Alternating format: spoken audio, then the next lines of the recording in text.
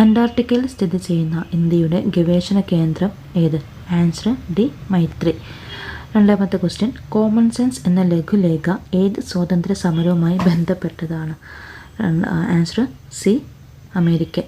മൂന്നാമത്തെ ക്വസ്റ്റ്യൻ, ജാലിയൻ വാലാബാഗ് സംഭവത്തിന് കാരണമായ കരിനിയമം? ആൻസർ ഓപ്ഷൻ എ റൗലറ്റ് നിയമം. നാലാമത്തെ ക്വസ്റ്റ്യൻ, താഴെ പറയുന്നവയിൽ ഏത് നദിയാണ് സിയാച്ചിൻ ഹിമാനിയിൽ നിന്ന് ഉത്ഭവിക്കുന്നത്? Answer C Nubra. അടുത്ത ക്വസ്റ്റ്യൻ, നേതാജി സുഭാഷ് ചന്ദ്രബോസ് വിമാനത്താവളം ഏത് സംസ്ഥാനത്താണ്? ആൻസർ ഓപ്ഷൻ ഡി പശ്ചിമ ബംഗാൾ. അടുത്ത ക്വസ്റ്റ്യൻ, തിരുവിതാംകൂറിൽ പ്രാഥമിക വിദ്യാഭ്യാസം സൗജന്യമാക്കിയ ഭരണാധികാരി ആരാണ്? Option A Gauri Parvathi Bai. അടുത്ത ക്വസ്റ്റ്യൻ, ഭാഷാ അടിസ്ഥാനത്തിൽ രൂപീകൃതമായ ആദ്യ ഇന്ത്യൻ സംസ്ഥാനം ഏത്? Option C Andhra Pradesh. അടുത്ത ക്വസ്റ്റ്യൻ, താഴെ പറയുന്നവയിൽ ഏതുമായി ബന്ധപ്പെട്ടതാണ് സ്റ്റീരിയോസ്കോപ്പ്? ഓപ്ഷൻ ബി വിദൂര സംവേദനം. അടുത്ത ക്വസ്റ്റ്യൻ, ഇന്ത്യയിൽ കാപ്പി കൃഷി ആദ്യം ആരംഭിച്ച പ്രദേശം ഏത്?